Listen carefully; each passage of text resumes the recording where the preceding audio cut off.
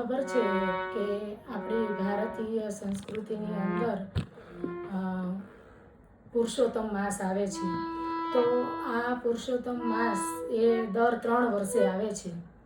એમાં પુરુષોત્તમ માસની અંદર પહેલાં તો હું તમને સવારે જે આપણે શું કરવાનું, પ્રાતઃકાળે વહેલા ઉઠી નદીએ સ્નાન કરી ઘરે કુંભ એટલે કે ઘડો પધરાવો, એની પૂજા કરવી અને તુલસી અને પીપળાની પૂજા કરવી, એકટાણું કરવું અને આખો મહિનો ધર્મ સાથે સંકળાયેલું રહેવું, આધ્યાત્મિક વાતો કરવી, ધર્મની વાતો કરવી, જપ તપ પુણ્ય અને દાન પુણ્ય કરવું. આ મહિનો એ પુરુષોત્તમ મહિનો છે. પહેલાં તેને મલ માસ તરીકે ઓળખવામાં આવતો હતો. અધિક માસ, પૂર્ણ પુરુષોત્તમ માસ, એમ આ દર 3 વર્ષે આવે છે.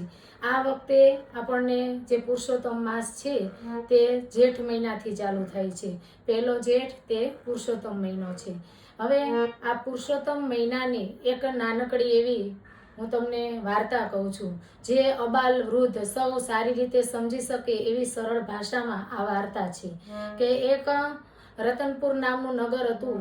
એની અંદર એક બ્રાહ્મણ પરિવાર રહેતો હતો. આ નગરની અંદર તો ઘણા 18 વર્ણના માણસો રહેતા હતા. ગામને પાદર એક નદી હતી. નદીને કિનારે શંકરનું મંદિર હતું અને બધા હળીમળી બધી જ્ઞાતિના માણસો રહેતા હતા. ત્યારે તેની અંદર એક બ્રાહ્મણ પરિવાર પણ રહેતો હતો. અને જોતજોતામાં પુરુષોત્તમ માસ શરૂ થાય છે.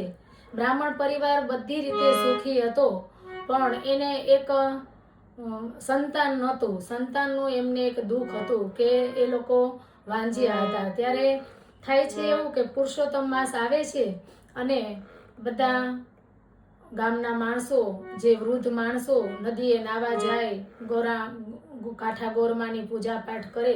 પરંતુ આમને સંતાન ન હોવાથી દીકરો નથી તો વહુ નથી અને બંને વૃદ્ધ થવા આવ્યા છે, મોટી ઉંમરના છે.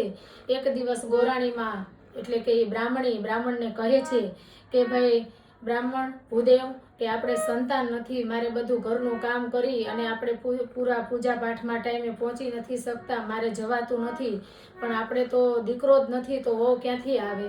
પણ બ્રાહ્મણી એક દિવસ હઠ પકડે છે, કેમ કે પોતા એકટાણા કરે છે.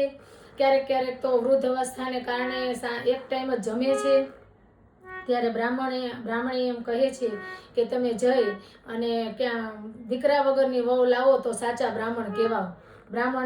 તે બ્રાહ્મણીની હઠ પકડે છે. બ્રાહ્મણ એક ગામથી બીજા ગામ જાય છે અને ત્યાં જઈ અને કોઈ પૂછે છે કે ભાઈ બ્રાહ્મણનું ઘર ક્યાં છે, ત્યાં ઉતારો લે છે. બ્રાહ્મણની ઘરે ઉતારો લે છે. ત્યારે એના ઘરે એક સરસ મજાની સુંદર બ્રાહ્મણ કન્યાને જોવે છે. ત્યારે બ્રાહ્મણને વાત કરે છે, જેમની ઘરે ઉતારો કર્યો છે એ ભૂદેવને વાત કરે છે આ વૃદ્ધ બ્રાહ્મણ, કે મારે એક દીકરો છે, કાશીએ ભણવા ગયો છે, 4 વેદનું જ્ઞાન છે, 18 પુરાણોમાં પારંગત છે, મારો દીકરો ખૂબ તેજસ્વી છે અને એના મારે લગ્ન કરવા છે, તો તમારી આ સુકન્યાને એની સાથે પરણાવો.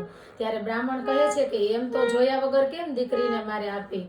પછી એને બ્રાહ્મણ છે કન્યાના પિતા, એને એમ થાય છે કે આવો કુમાર તો દીવો લઈને ગોતવા જઈએ ન મળે, તો હા તો વાંધો નહીં, પણ દીકરા વગર એમ મારી દીકરીને પરણાવી કેમ. ત્યારે બ્રાહ્મણ એમ કહે છે કે હું મારા દીકરાની પોથી લઈને આવ્યો છું. પોથી સાથે 3 ફેરા ફેરવી દો. ચોથો ફેરો મારો દીકરો કાશીએથી વિદ્યા ભણીને આવશે ત્યારે ચોથો ફેરો એની સાથે ફેરાવી દેશું. ત્યારે બ્રાહ્મણને વાત ગળે ઉતરે છે. એની દીકરીને એ પોથી સાથે પરણાવે છે. બ્રાહ્મણ પોતાની દીકરાની વહુને લઈ અને ઘરે આવે છે પોતાના ગામ. બ્રાહ્મણી ખૂબ ખુશ થાય છે. બ્રાહ્મણી બંને ખુશ થાય છે. દરરોજ સેવા પૂજા કરે, નદીએ નાવા જાય, કાંઠા ગોરમાનું વ્રત કરે, પુરુષોત્તમ માસનો ઉપવાસ એકટાણા કરે, દાન પુણ્ય કરે. અને દીકરી જે વહુ પુત્ર વધુ આવી છે તે તો દરરોજ ઘરના કામ કરે અને એટલા હોંશકોશથી કામ કરે છે. બધું કામ, ઘરનું કામ બધું માથે ઉપાડી લે છે.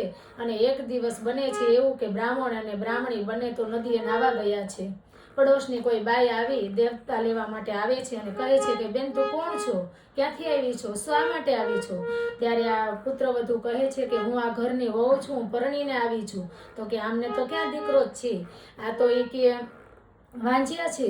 ત્યારે દીકરીને તો રડવું આવે છે, પેલી પાડોશણ તો જતી રહે છે, અને જ્યારે બ્રાહ્મણ અને બ્રાહ્મણી નદીએથી આવે છે ત્યારે દીકરીને જોઈ તેને આંખના આંસુ જોઈ અને એમ કહે છે, બેટા કેમ રડે છે? ત્યારે કહે છે કે ભાઈ તમારે દીકરો નથી? એવું કહે કે ના ના બેટા એવું નથી, મારે દીકરો છે, કાશીએ ભણવા ગયો છે, હમણાં આવશે.